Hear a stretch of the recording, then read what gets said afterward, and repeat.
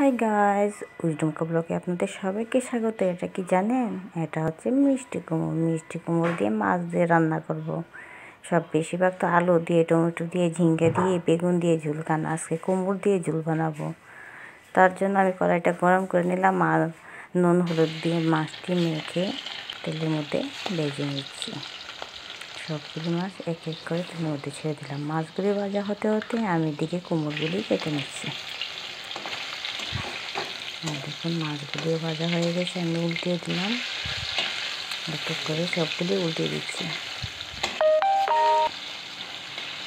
আর মোটামুটি কুমড়োগুলিও কাটা হয়ে গেছে। এখন বাকি মাছগুলি ভেজে নিই। এগুলি ভাজা হতে হতে আমি এদিকে কুমড়োগুলিকেও সুন্দর করে একটু জল দিয়ে ধুয়ে নেব।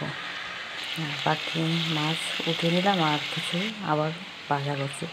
আর এদিকে কুমড়োগুলিকে আমি জল দিয়ে সুন্দর করে ধুয়ে নিচ্ছি। আপনারা কেউ কেউ কুমড়ো দিয়ে মাছের ঝোল খেয়েছেন? আমাকে কমেন্ট করে অবশ্যই বলবো। আর আজকে আমি খাচ্ছি কুমড়ো দিয়ে। আর কুমড়োগুলি তেলের মধ্যে ছেড়ে দিলাম, দিয়ে তার মধ্যে নুন হলুদ দিয়ে ভেজে নিচ্ছি। আর এইদিকে এটার মধ্যে জিরে, ধনিয়া, পেঁয়াজ, আদা, কাঁচা লঙ্কা, শুকনো লঙ্কা গুঁড়ো, একটু হলুদ গ্রাইন্ড করে মশলা বানিয়ে নিলাম। আর কুমড়োগুলি হালকা ভাজা হয়ে গেছে। এখন তার মধ্যে গ্রাইন্ড করা মশলাটা ঢেলে দিচ্ছি। মশলাটা নাড়িয়ে চাড়িয়ে কষিয়ে নেব।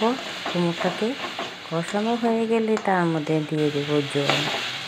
যে পরিমাণে খেতে চান সেই পরিমাণে ঢেলে নেবেন। আমি মাখা মাখা খাবো, তাই পরিমাণে কম দেব। আপনারা যদি ঝোল বেশি খেতে চান, পাতলা ঝোল বেশি করে ঢেলে দেবেন। দেখুন আমার ঝোলের পরিমাণটা এরকম হয়েছে। আর ভাজা মাছগুলোও ছেড়ে দিলাম, দিয়ে এখন ঢাকনা দিয়ে রেখে দেবো। আমার ভিডিওটা কেমন লাগলো লাইক কমেন্ট শেয়ার অবশ্যই করবেন। যারা নতুন সাবস্ক্রাইব করে রেখে দেবেন আরও সুন্দর সুন্দর ভিডিও দেখার জন্য। আজকে ভিডিওটা এখানে শেষ। বাই।